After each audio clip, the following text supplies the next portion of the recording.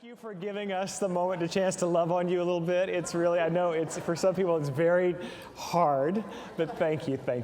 It's, some of us need just that little bit of connection. So we're talking about spiritual evolution today, the evolution of the soul. It's a topic that is near and dear to my heart. I tend to see things through an evolutionary lens. I've seen my own life that way, the way I see my own life and the world is different now than it was 20 years ago. I have grown, I've learned, I've healed. And I think of that as an ongoing, never-ending, eternal evolution of my soul that is now doing it in this one human lifetime. I don't know what came before, I don't know what happens next. Some people seem to have some information on that, but I don't. But I believe that while we're here, our soul yearns to reveal more of the good that we are, more of the life that we are, more of the love that we are, more of the light that we are. Does anyone else notice that you're growing? You're still learning? Yeah, it's a beautiful thing. So I'd like to bring up an image here. This is Hildegard of Bingen, an amazing soul. She was a 12th century nun. She was a German writer, composer, philosopher, a Christian mystic. She was a Benedictine abbess. She was a visionary and a polymath. Do you know what a polymath is? It means she could do a whole bunch of stuff. She was a Renaissance woman. She wrote theological, botanical, and medicinal texts, as well as letters, liturgical songs. She was a composer and musician, and the poems, and she also supervised the illuminations of the Rupertsberg manuscript of her first work. Interesting, for a woman of the time, she started receiving visions when she was a child. And Jean Marie and I were talking about this. Jean Marie did a paper on her in ministry school. Some people think of her as a feminist, but if you really read her work, we would not judge her as a feminist by today's standards, in that she did talk about women being the weaker sex.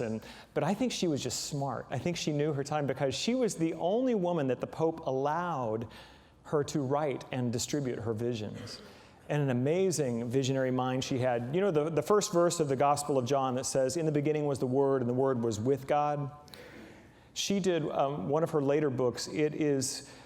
It's actually like 5 volumes of vision of what that means in cosmological time, going back to Genesis and to the end of time. Really an amazing woman.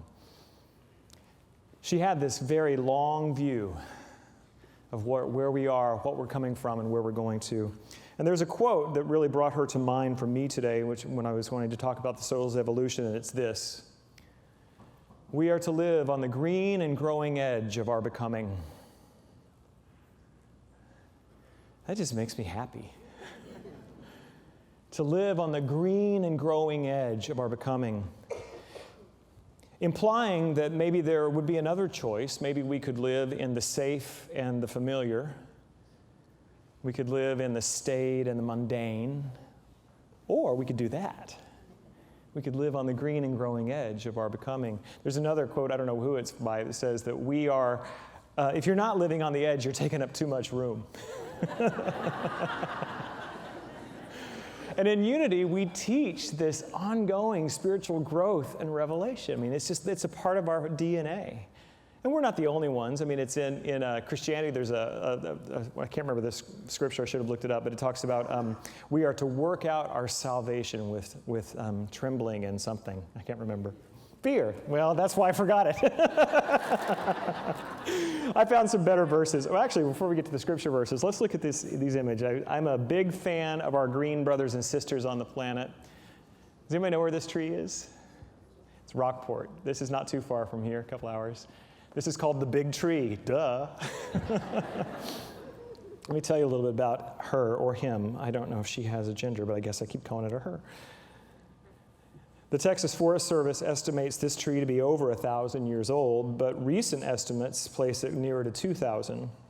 It's also known as the Bishop Oak and the Lamar Oak. It's been featured in Ripley's Believe It or Not. It's possibly the oldest live oak in the country. Its circumference is 35 feet. That's at the root of the trunk there.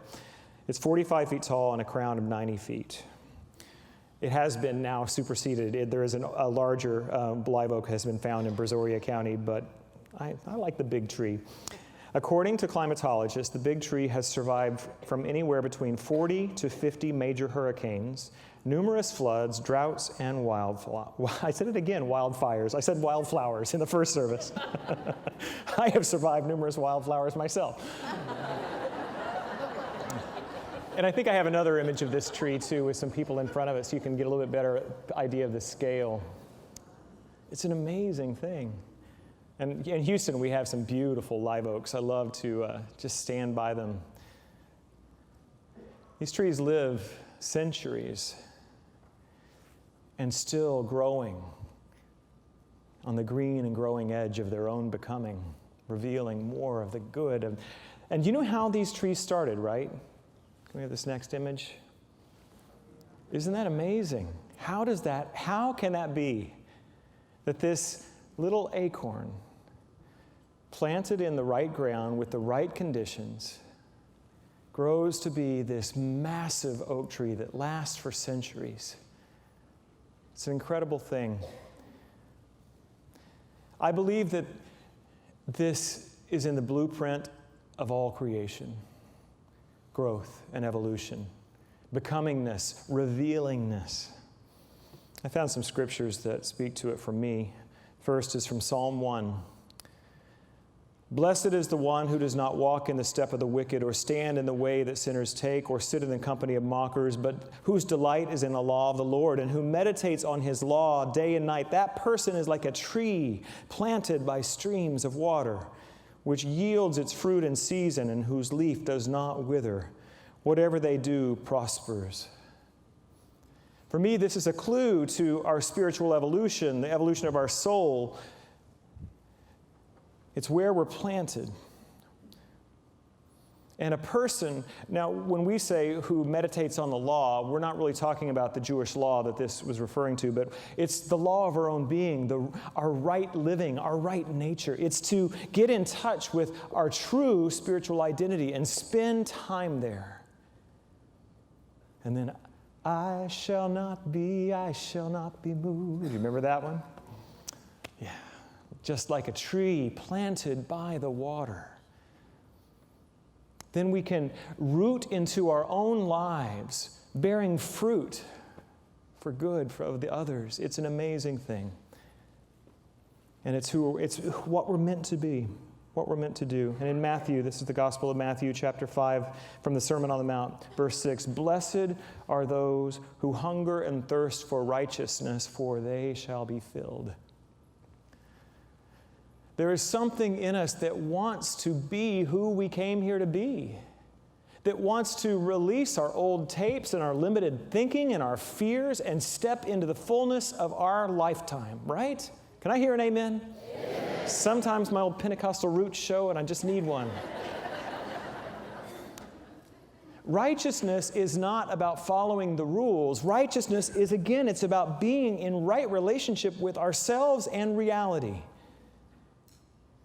It's about being who we truly are, not reacting out of fear and hurt, but responding to life from love. And that's who you are. You are the love of God in form.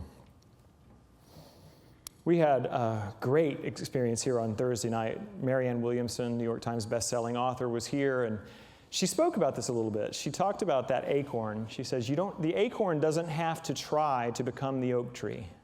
It doesn't have to go to a workshop and map out a 4-point goal setting, thing. It doesn't do any of that. It has the blueprint in it. She said an embryo doesn't have to try and work hard to become a baby. The baby doesn't have to work hard or try to become the child. It happens because it's the nature of reality.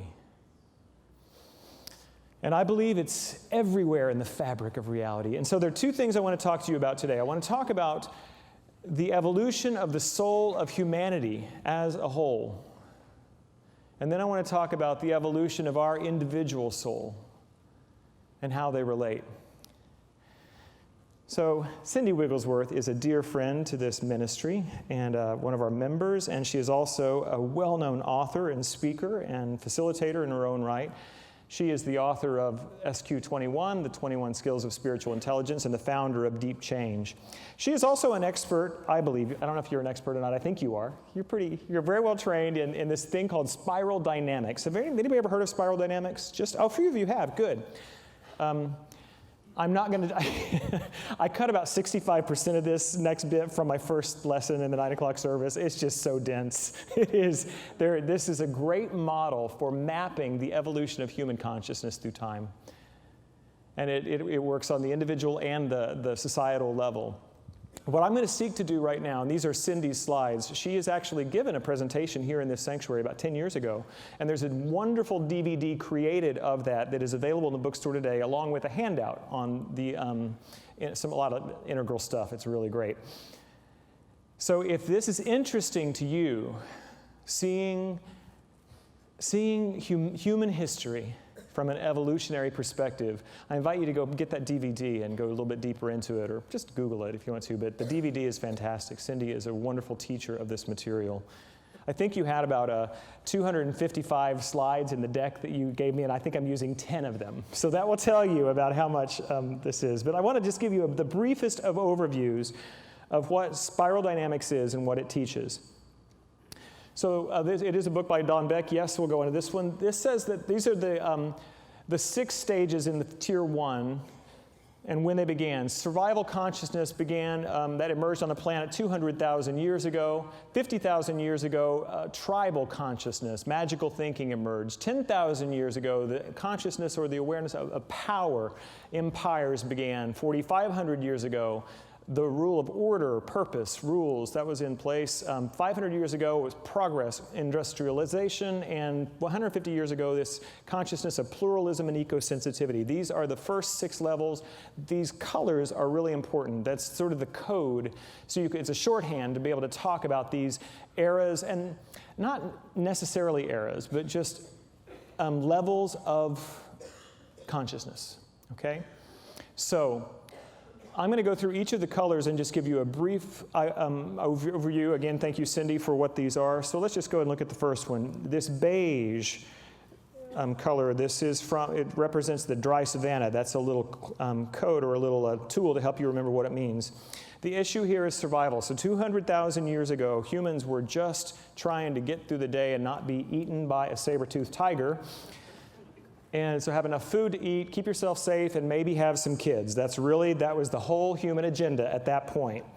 But then 50,000 years ago, we began to get a few more skills on board, and then we moved into this purple era. This is the tribes, magical thinking, bonding, honoring spirits to create safety. This is the time that we began to appease the gods of the harvest. So all of the sacrificial, ritual elements of early human society that began to emerge here, and this magical thinking about we can relate to reality in a deeper way. That was 50,000 years ago. 10,000 years ago, something else emerged. It was this idea of red is the color, power and empires, bloodshed is the color. That's the way you can remember that color. The issue here is separating from the tribe and developing a personal ego, expression of power. So in the first level, that beige level, it's really just I'm on my own trying to survive. Then as human consciousness grew, then I could maybe think about a few other people. My tribe, my little people here are okay. But everybody else was very scary. Now in this next level, 10,000 years ago, empire. We could get a few of the tribes together, make some clans. We can go to war against the other countries. To us, it seems very barbaric, and it seems like a horrible way for people to live. This represents a step forward in human consciousness, believe it or not. After red comes blue. This is purpose, order, rules, external authority. The issue here is we're creating order and purpose out of the chaos. This emerged first 4,500 years ago. So can you see now how this begins to work? You have these, imagine Attila the Hun being a representative of that red level in spiral dynamics. just his hordes of Mongols crossing the steppes, conquering and pillaging and raping everywhere. And then people kind of got tired of that and said, maybe it's not about having these strong rulers who conquer everybody. Maybe we can create a law, the Code of Hammurabi, an eye for an eye, a tooth for a tooth. And so suddenly this thing emerged on the planet, or maybe not suddenly, where we actually have some rules we're all going to abide by. And so this blue consciousness appeared. And then that was 4,500 years ago. 500 years ago, from this rule-driven, very kind of militarized idea, we come to the orange level, which is about progress and industrialization. I think you would really think of the Industrial Revolution a couple hundred years ago being sort of the peak of this, although we're definitely still in this age in many ways. The color is molten still, helps you remember the color. The issue here is to make progress, to act from reason and logic and create a better life. First began to emerge 500 years ago. And then the final level of the first tier is called green. You think of like the color of trees in nature. Pluralism, eco-sensitivity. Issue to address social injustice and care for the planet. First emerged 150 years ago. Can you begin to grok that, get a sense of that there is something happening? A thing I want you to know is that every level solves the problems of the previous level, but then creates problems. And so what happens? The next level of conscious evolution is called into being. Don Beck, I had a chance to take a class with him on this material when I was in seminary, and he said that very thing. The problem is the architect of the solution. We have kind of short lives, really. It's hard for us to see with deep time eyes what is going on here. That's why I love this tool and this model, because it helps me see that what we think we have going on today may really be bad, and it may be, and it is, really. But there still is this blueprint, this DNA of growth and becomingness over time that is happening. And maybe, just maybe, we can participate. Maybe we can begin to raise the center of gravity of our species a little higher. So we have another slide here, I believe, of the way I think Don Beck saw the world and the U.S.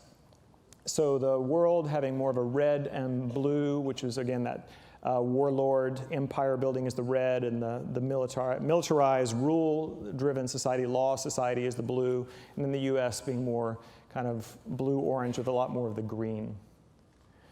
This is a very, very dense model. I tried too hard to get too much in the last service, so we're just going to leave it right there. Why am I sharing this with you at all? Because it is easy to become discouraged. It is easy to look at the problems on our planet and think that it's all going to hell in a handbasket. And some very bright people have looked at it all and said, maybe not. Maybe something is emerging over great periods of time. And maybe there's something in human consciousness that does create problems, but also calls forward solutions. And that's where you and I come in. This next slide is one of my favorite images.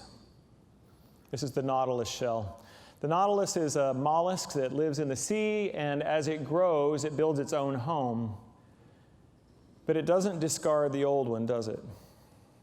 There's a phrase in spiral dynamics that is just so beautiful: transcend and include. As we grow and evolve as a species, we don't leave behind the former levels, we integrate them. And hopefully in a healthy expression. There's more on that too in Cindy's DVD. And as this beautiful shell, don't you love the math involved in nature to create something like that? It's incredible. This is naturally occurring. If you don't see that there is wisdom and intelligence built into the universe here, it's incredible. And as we individually grow and learn and heal and evolve, we don't turn our back on the past wounds and hurts. We don't forget them. They become a part of the beauty of our own spiral. of our own evolution and becoming. What is it that causes us to grow, to move up the spiral of our own evolutionary becoming? What do you think it is for this guy? If you imagine the same animal that's living in the current one, can you imagine him living in one of those smaller ones? What would have caused him to want to create a new chamber? Maybe it got uncomfortable. Maybe it was a little tight. It's the same for you and me. The thing that propels our growth is that the old ways of doing our lives just don't work anymore. There's something called cognitive dissonance. I'm using a lot of big terms today. I apologize for that. I even know what some of them mean. I do. And the other ones I have Wikipedia, so there you go. Cognitive dissonance in psychology. Cognitive dissonance is the mental stress or discomfort experienced by an individual who holds two or more contradictory beliefs, ideas, or values at the same time. Or, and this is the one I really want to focus on right now, or is confronted by new information that conflicts with existing beliefs, ideas, or values. I had two conversations this week, one with a friend of mine in California and one with someone here. And they shared with me that they, very unrelated, but the same conversation, which how I knew I was supposed to share it today with you. They were both raised in bigoted and prejudiced families. And somehow, they moved beyond that. One was talking about a family that just had taught her that black people are awful and to be avoided. And somehow she knew that that wasn't right. Her experience of life was different than that. Another one was a person who was told the same thing about gay people. They're horrible people, stay away from them. And then that didn't feel right. With both of these friends of mine, they were talking about there was something, even though what they grew up in, that chamber of the Nautilus that they grew up in, it seemed okay as a kid. They didn't know any better. When they began to get out in the world and experience people who were different from them, it wasn't what they were told. Something was off. Aesop's fables have the story of the fox and the grapes. Do you remember that one? The fox wants the grapes. He can't get the grapes. In the end, he decides, I never wanted those stinking old grapes anyway. When we're confronted with cognitive dissonance, we have the choice to do one of two things. We can either say, what I grew up with is right. Good enough for my family, I'll stick with that. Those people who have this different idea, they don't know what they're talking about. We can stay stuck, or we can move to the green and growing edge of our becoming and evolve. And for my friends, they both did that. They both chose to take their experience of their own heart and mind, meeting wonderful people who were different from they were, and recognize that their families had it wrong, and there was a greater reality. One of the biggest tests of your own spiritual evolution is this.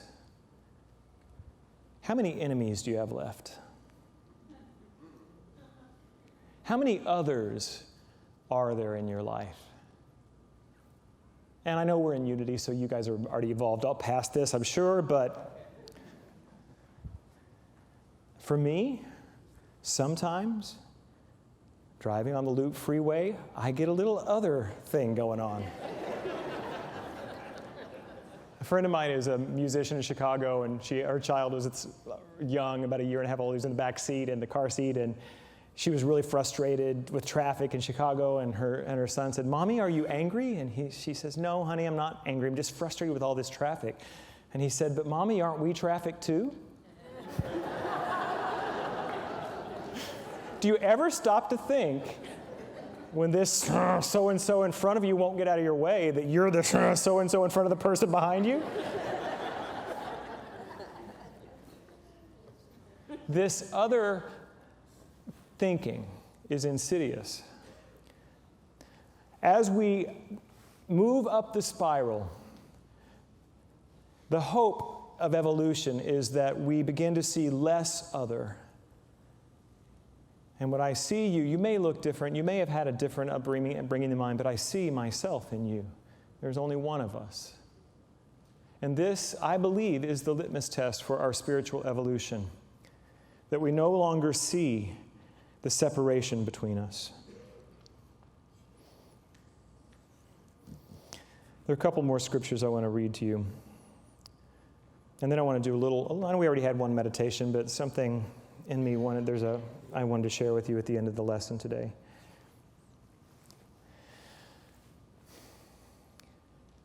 If we can heal our own sense of separation, I believe it is the greatest hope for humanity today.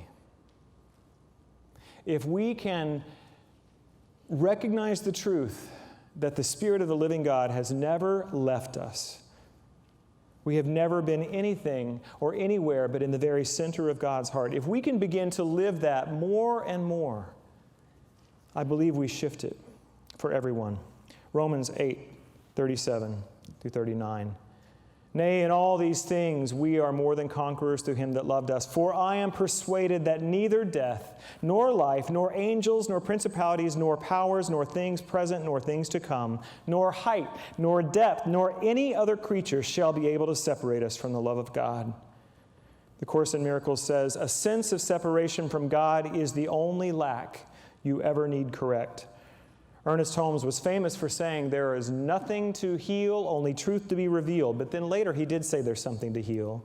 He said the only thing we need to heal is our belief in our separation from God. And we never do it completely. God is infinite, eternal. We are expressions of that life, but we will always be living more of our own existence into the existence of the great reality. We will never be finished with this work, but we must do this work. And what I believe our work is, first, to heal ourselves of the illusion that we've ever been separate from God's love. And second, know that this is true for all humanity, that we are one. I will need a microphone over there. This is a song by a dear friend of mine who passed away a couple of years ago, Linda Webb Kakaba. I'm just going to sing a little bit of it. And I would think it would be such a beautiful thing if the few hundred of us gathered in this room today could center in on this thought that nothing can separate us. And I just wonder what this will do for the evolution of human consciousness everywhere. Lover of my soul, keeper of my spirit, nothing can separate us. We are one. Lover of my soul,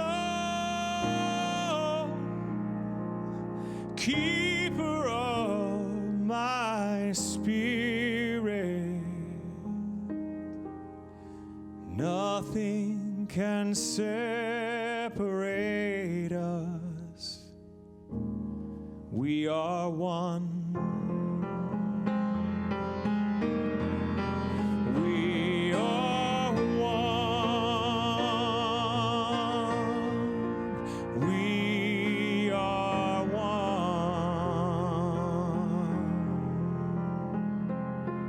Nothing can separate us. We are one. Right now in this moment, let us affirm that we are one with God.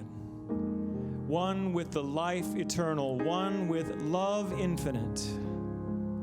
Nothing can separate us. We are one.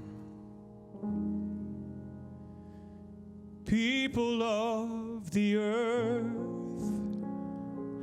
all life upon this planet, nothing can separate us. We are one. All people of the earth, all life upon the planet. Nothing can separate us. We are one. We are one. We are one. Nothing can separate us. We are one. We are one. We are one. Nothing can separate us. We are one. And so it is. Amen.